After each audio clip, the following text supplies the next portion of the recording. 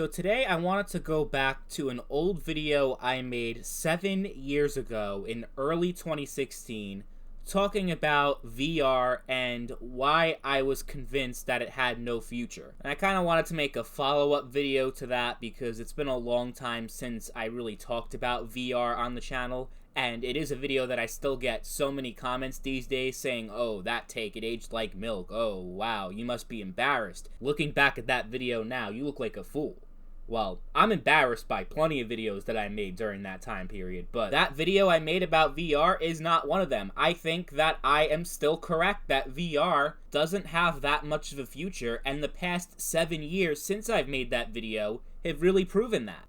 I can guarantee you that most of the people that commented on that video back in the day talking about how wrong I was in 2016, they would have expected VR to have had much more of an impact today than it actually does. Just because the technology is new and cool and innovative does not necessarily translate into financial success. And the things that I mentioned back then that were holding VR back are the same things that are holding back VR today. One of those things is the lack of accessibility. So people are talking right now a lot about the PlayStation VR 2 and how it's going to be a huge game changer for VR. Oh wow, that's something I've heard a lot over the years.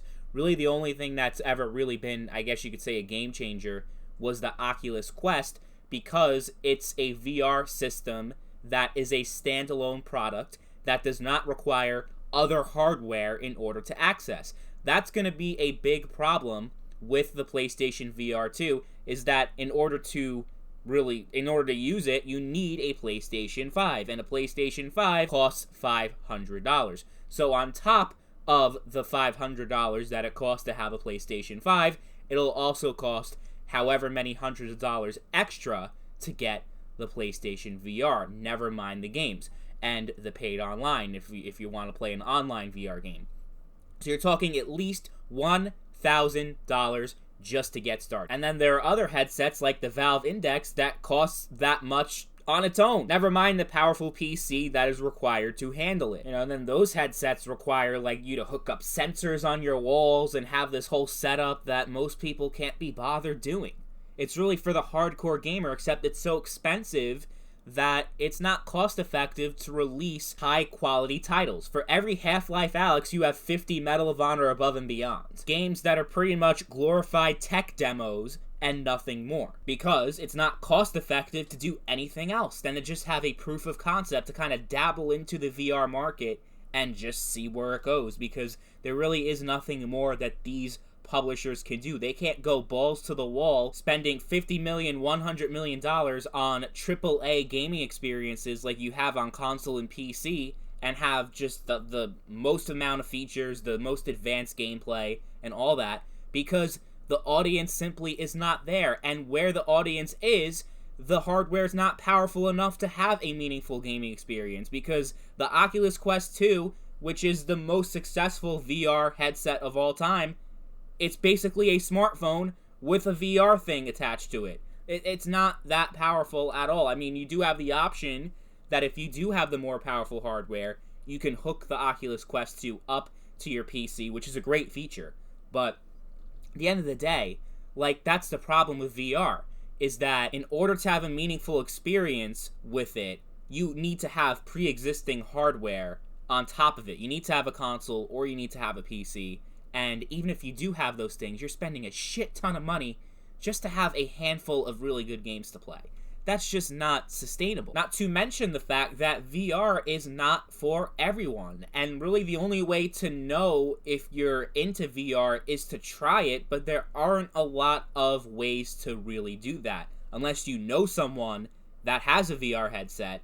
And I can tell you guys that I don't know a single soul that has VR. And the thing is, there are some people, including myself, that have really bad motion sickness, where if you do use VR, and if you have motion sickness problems, you can get very sick playing it, and you can't really play it for extended periods of time. Not to mention with many of these headsets, like the Oculus Quest 2, where the straps that come with it, and the actual experience of putting it on, it's very uncomfortable to wear.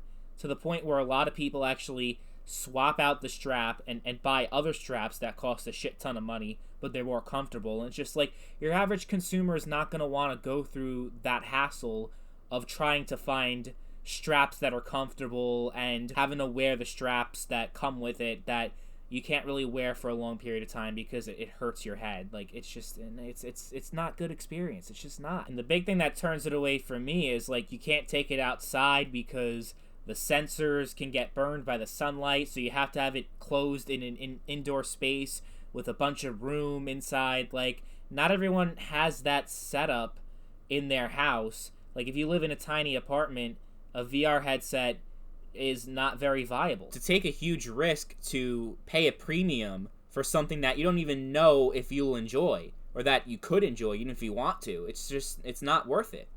And you can say that VR, it'll figure these problems out over the years, that the technology will keep getting better and better and better. But I think certain things like the motion sickness problem, people are always going to have motion sickness. You can't cure it. You can't get rid of it because your brain, like, it gets so disoriented when you're in some of these VR games because it actually kind of thinks that you're in there. But, like, when you're in the game and you take a hit, your brain gets confused and you don't know what to do. And a lot of people actually get sick as a result of that. And I don't think there's any solution that can be implemented aside from actually getting tackled to the ground or something like that.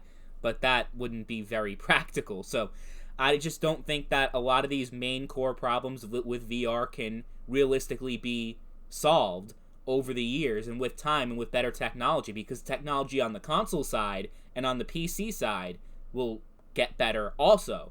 So it'll always be one step behind the traditional way of gaming that I can't see VR really have much of a chance at catching up. Like, you see all these stories, right, about how VR has grown 200%, 300%, and how it's grown so much over the years, but you're starting from such a small point that, yeah, when you're growing 500%, you're still really, really far from where you want to be, and it's going to take a lot for VR to get to where it needs to be. And I personally never see it getting there. I don't see it ever being a fraction of the value of the console market, of the PC market, of, like, the traditional video game market. I just don't see VR ever making that much of a dent. You can say that, oh, the VR industry is worth $7.5 billion in 2022. Isn't that amazing? Well, that sounds great, and that sounds impressive, but when you put $7.5 billion compared to a $300 billion video game industry, you're still only accounting for about 3% of the total value of the video game industry. And to put that into even more context, $7.5 billion, that's half of what the video game industry was worth in 1975 when all you had was Pong. That was it. That was the only game you could play back then was Pong. Pong consoles, Pong in the arcade, that was it. And even back then, it was worth double what VR is today. So before you guys make your comments, because I know there are a lot of VR fans and a lot of people who are believers in VR, and they'll point to all the sales of VR and how much money it's made and how much it's grown over the years. Put into context, there's still a very, very long way to go before it can even be close to being in the conversation of being a significant aspect of the video game industry. And I said it in 2016, I will say it again, I will be doubling down on this. I think VR will go down as another failed gimmick in video game history. That's what I said 7 years ago, and I have yet to be proven wrong in the 7 years since I've made that video. And 7 years from now, it'll be the exact same thing.